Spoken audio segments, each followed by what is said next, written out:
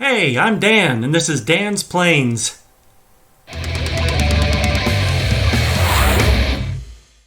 I'm here with two aluminum spinners from True Turn before they went under. I'm following the Roy Valancourt way of painting aluminum. So the first step was to wash with dish soap to get all the oils off. Next step was to use a Scotch-Brite pad with some Comet, also known as Barkeeper's Friend or Ajax. Then rinse all that off. Wait until the water covers it, not in droplet form, but covers it. That's how you know you've got water break. So you do that, you rinse it off, then you use 300 or 400 grit sandpaper. I used 400 grit. You wet it down, make sure it's made for water. Wet it down and go all over the areas that are going to be painted, which will create some minor grooves in there to help the primer adhere. And then immediately primer, which I'm now going to do next.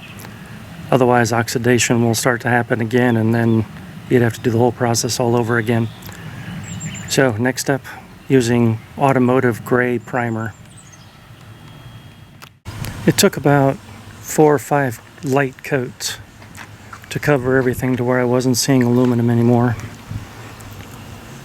So I hit it with the heat gun in between each coat. We're just going to let it now settle down for the rest of the day. And tomorrow I'll throw some white primer on it, because if you do gray underneath red, the red turns out to be a kind of a red-gray, kind of dark. So I want the red to be a bright red. So I'll put white. The automotive primer dried so fast, I went ahead and put on the Rust-Oleum primer for white. And it took 3 coats of that, doing the heat gun in between each coat. That stuff is Rust-Oleum Universal Bonding Primer. The gray primer is U-Pol Primer Sealer.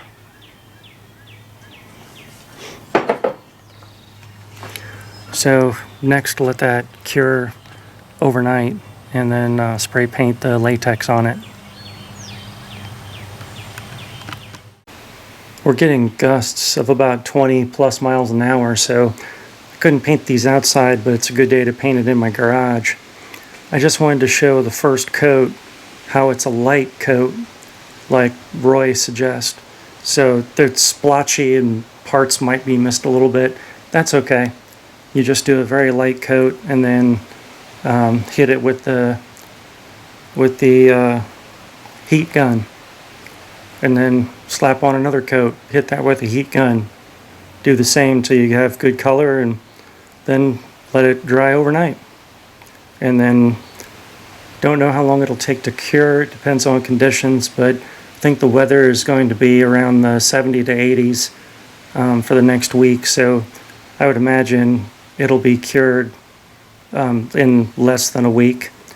And we'll do the fingerprint test, but we're coming along.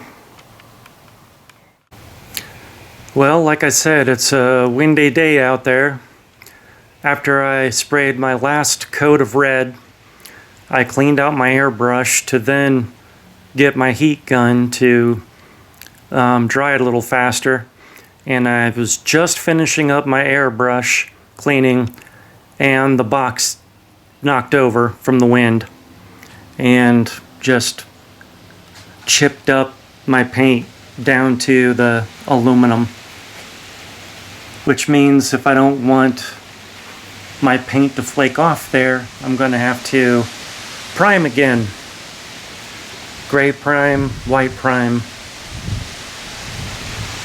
So that was real smart, leaving them out there instead of bringing them into the garage. But I wanted to heat gun them, so if I carried them into the garage and they tipped over, I wouldn't have had them marked up that way. But the wind didn't cooperate, so there's that. So off to redoing my work again, which is my favorite pet peeve. Here's the final product. So I had marks on both spinners where they hit the concrete and chipped away all layers of the paint down to the aluminum, which means when you go to paint them, there would be dips in there. So you would need to paint it with enough primer to fill those dips and sand the primer.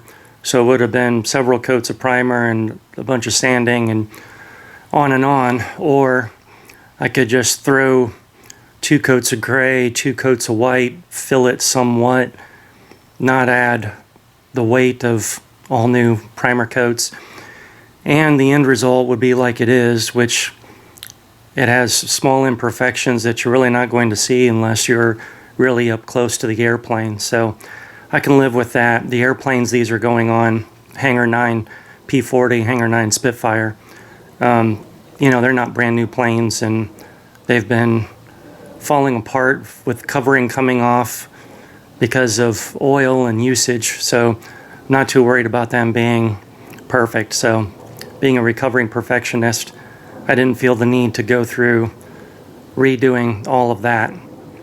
So that's what I did. That's my story. I'm sticking to it because it's my plane. So they look great. I think they turned out great, all things considered.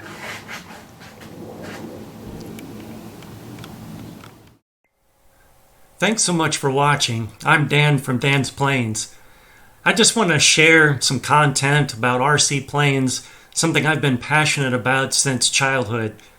I'm hoping I can teach something to someone, I can start some discussion and learn some things from others. So let's just have some fun and learn some things together. If you enjoyed what you watched, it would really help me out if you could like, subscribe, and share.